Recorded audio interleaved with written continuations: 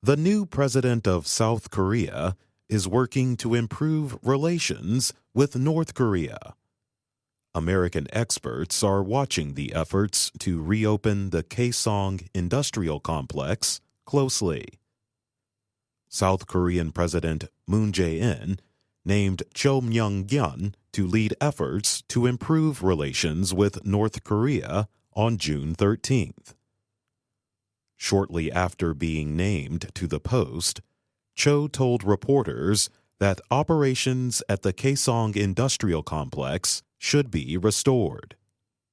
Cho played an important role in opening the economic cooperation project between the two Koreas in 2004. The jointly operated industrial complex reportedly paid $100 million a year in wages to 54,000 North Korean workers. South Korea closed the complex in February 2016 to punish North Korea for its nuclear testing and long-range rocket launches. Some American officials were not happy with Cho's plans. Many experts believe reopening the complex could hurt relations between the United States and South Korea. Sue Mi Terry is a former CIA analyst. She studies North Korea. She told VOA that any action that benefits North Korea would be in opposition to the Trump administration's goal of stopping North Korea's nuclear weapons program. Because we don't know where the money is going, it could be contributing to North Korea's WMD missile program. There is no evidence that it's not. Thomas Countryman was the Assistant Secretary of State for International Security and Non-Proliferation in the Obama administration. He says reopening the complex would harm international efforts to stop the North's nuclear weapons program. There's simply no way that the Republic of Korea could convince China to have strict enforcement of the UN resolutions if South Korea is reopening a complex that provides tens of millions of dollars of hard currency every year to the North Korean regime. Gary Seymour works at the Belfer Center at Harvard University. He was the coordinator for arms control and WMD during the Obama administration.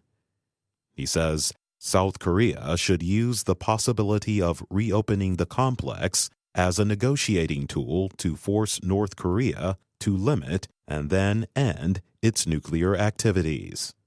Well, I think it would be a big mistake to resume the Kaesong Industrial Park without getting something in return. Negotiations on ending North Korea's nuclear program have not taken place in almost 10 years.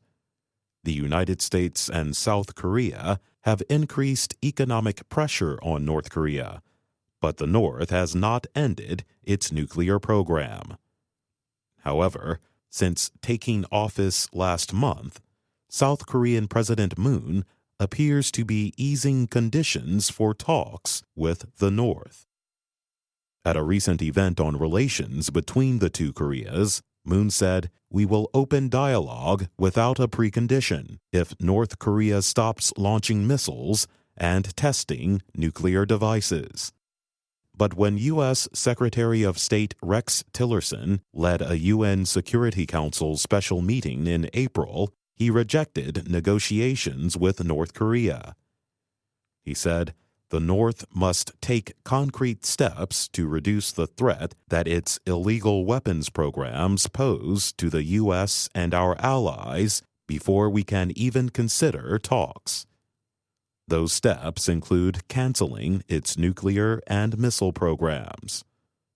Moon Chung-in is South Korea's Special Presidential Advisor for Foreign and Security Affairs. He spoke in Washington recently.